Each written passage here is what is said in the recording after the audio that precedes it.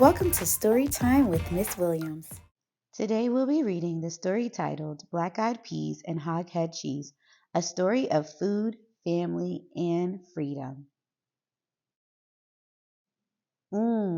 I close my eyes and follow the sweet potato pies with my nose as Grandma moves them from the oven to the windowsill. There's no place I'd rather be than right here in Grandma's kitchen. Mom, Dad, and I came all the way from California to spend the holidays with our family. Soon it will be New Year's Day and everyone will be here. Mom and Dad are staying with Auntie Betty, so today I have Grandma all to myself. I put on my apron and I'm ready to help her prepare the New Year's Day dinner. Know what I like most about Grandma's kitchen? More than jambalaya, more than sweet potato pie, even more than pralines? Grandma's stories. Every meal Grandma cooks comes with a story. What will today's story be? Time for black eyed peas, Tiffy, Grandma says. Tiffy sounds like T-Fee, and it means little girl in Creole.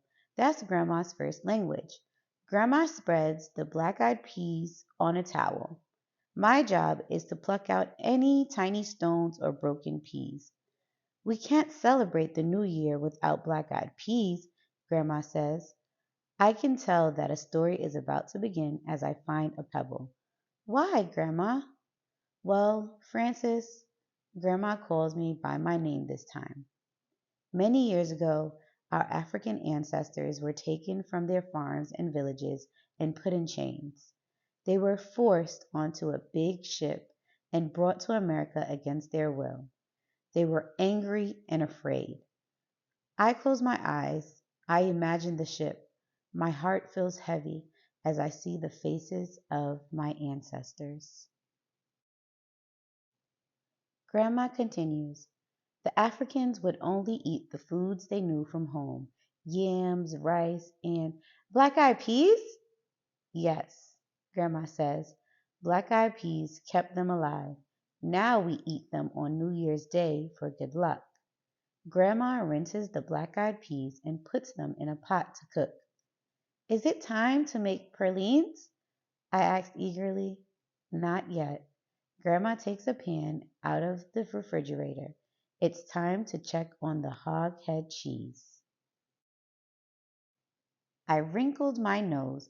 I don't like hog head cheese. One, it's not really cheese. Two, it really is made from a hog head. Yesterday, I peeked at the hog's head boiling in Grandma's big pot. It was scary. Grandma scraped the meat off the bone, mixed it in with gelatin and spices, and spread it in a pan. Now I watch as she shakes the pan. Good, she exclaims. It's nice and firm. Grandma, why do you make hoghead cheese? Well, after their terrible journey, our ancestors were brought here to Louisiana, where they were enslaved, forced to work without pay on a big farm called a plantation. They picked cotton, they sowed rice, they cut sugar cane, sun up to sundown. Grandma cuts the hoghead cheese into squares. Our ancestors were given a small amount of food, usually cornmeal, molasses, rice, and pork. They received the parts of the pig no one else wanted: the feet, tail, intestines, and head. Yuck! So, Grandma continues, our ancestors made do with what they had. They stuffed bits of pork into the intestines to make the sausage, as we call andouille. They made many meals using rice, jambalaya, beans and rice, gumbo. Yum! I like rice. They ate boiled pig's feet. They cooked pigtails with greens. And, she added with a little smile, they made hog head cheese. Grandma offers me a small piece. I picture my great great great grandmother making do. I take a bite. Not bad. Early next morning, Grandma and I go to the garden to pick turnip greens for our New Year's Day dinner. We meet Grandpa. who is already there pulling weeds. Grandpa shows me how to pull the turnips from the ground by their leafy stems. Did our ancestors who were slaves eat healthy foods too? I asked Grandma. May we? She replies. It sounds like may we, but it means oh yes. Our people have always planted gardens, Grandpa tells me. What do they grow in their gardens during slavery time? I ask as I begin pulling turnips.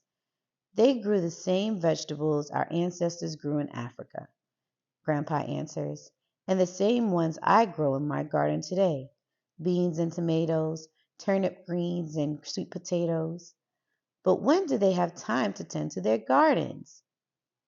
Often on Saturdays their workday ended at noon, Grandma explains, so they had Saturday afternoon and Sunday to tend to their own needs. They also went fishing in the Mississippi River.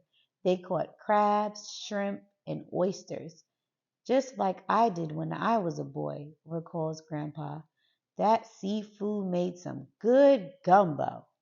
They gathered pecans too, Grandma adds. They always had plenty of pecans and lots of sugar.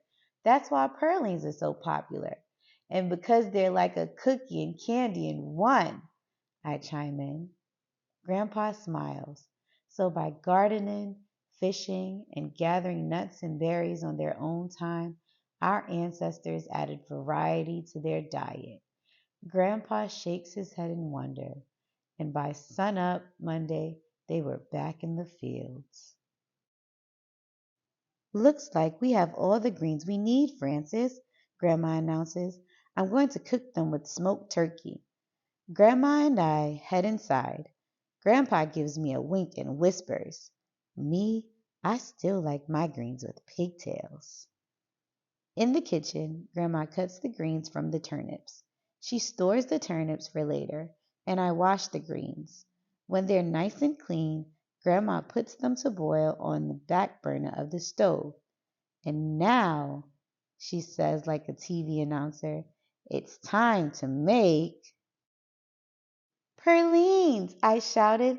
At last! That's right, Grandma says. Once we've gathered the ingredients and utensils, Grandma heats the sugar and milk in a saucepan.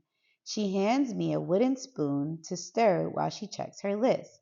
We need to make the gumbo. Your mom and aunties will bring the jambalaya and the rest. What a celebration it will be, I exclaimed as Grandma adds butter, then pecans to the mixture. Something occurs to me as I stir.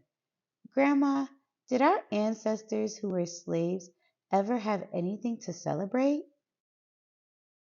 May we, Grandma exclaims, even in the darkest of days. Do you know what they celebrated? I think real hard. Well, they had each other and they had food to eat. Grandma nods. They set aside a part of their Sundays for worship, rest, and visiting. Families came together and in good weather cooked outside. They celebrated the harvest, Christmas, and weddings, and they never gave up hope. One day they were able to celebrate the most wonderful event of all. Freedom! I shout. That's right. And by that time, the foods they ate had become a part of our family tradition. These foods remind us that we are here and we are free because of the hard work and sacrifices of our ancestors. So, Grandma, we say thank you to them by eating the foods they ate and by making purlines? Grandma nods, smiling as she removes the saucepan from the burner. After we add the vanilla, it's time for my favorite part of making pralines. Careful, Grandma warns as she spreads butter onto wax paper. It's very hot. I drop spoonfuls of creamy mixture onto the wax paper. I make sure there are big pieces of pecans in each spoonful. Once they've cooled down, we each taste a praline. Delicious. Finally, it's New Year's Day. My mom and dad, aunts, uncles, and cousins arrive. bringing more food. There are hugs and kisses and shouts of Happy New Year! Grandma and Grandpa are beaming. The house is filled with laughter and conversation as everyone shares news and memories. After a while, we gather around the long dining room table and bow our heads in prayer. Someone exclaims, Bon appetit, happy eating. Then the feasting begins. As we eat, I think about the story Grandma told me. It was about our family and those who came before us, about the foods we eat and why. It made me sad, proud, and thankful. At the same time, that's why Grandma's kitchen is the best place to be. There's always good food and lots of love and a story. Thanks for watching. See you next time for story time.